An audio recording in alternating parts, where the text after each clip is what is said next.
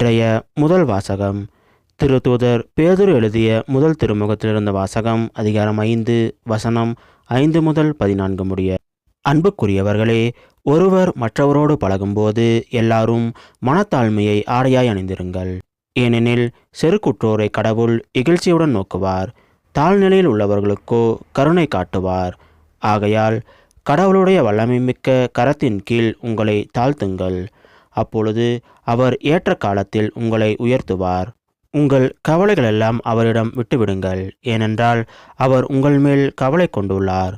அறிவு தெளிவோடு விழிப்பாயிருங்கள். உங்கள் எதிரியாகிய அழகை யாரை விழுங்கலாம் என கர்ஜிக்கும் சிங்கம் போல தேடி திரிகிறது. அசையாத நம்பிக்கை கொண்டவர்களாய் அதனை எதிர்த்து நில்லுங்கள். உலகெங்கிலும் உள்ள உங்கள் சகோதர சகோதரிகள் உங்களைப் போலவே துன்பங்களுக்கு உள்ளாகிறார்கள் என்பதை நீங்கள் அறிந்திருக்கிறீர்கள் அல்லவா?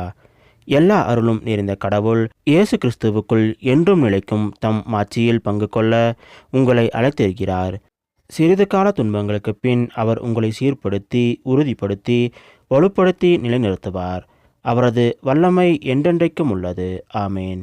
நம்பிக்கைக்குரிய சகோதரன் என நான் கருதும் சில்வான் வழியாக சுருக்கமாக உங்களுக்கு எழுதியுள்ளேன். உங்களை ஊக்குவிக்கவும் கடவுளுடைய மெய்யான அருளை பற்றி சான்று பகர்வுமே எழுதினேன். இந்த அருளில் நிலைத்திருங்கள்.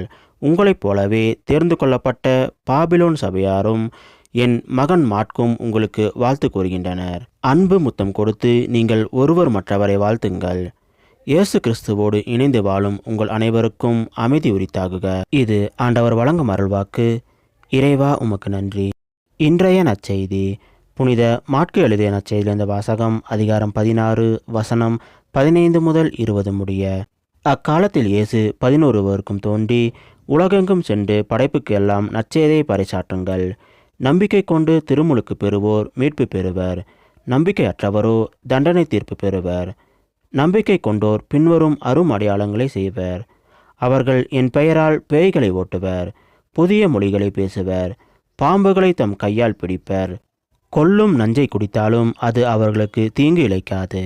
அவர்கள் உடல் நலமற்றோர் மீது கைகளை வைக்க அவர்கள் குணமடைவர் என்று கூறினார். இவ்வாறு அவர்களோடு பேசிய பின்பு ஆண்டவர் இயேசு விண்ணேற்றமடைந்து கடவுளின் வலப்புறம் அமர்ந்தார்.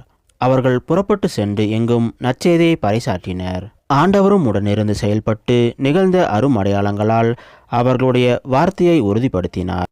இது கிறிஸ்து வழங்கும் நற்செய்தி. கிறிஸ்துவே உமக்கு புகழ்.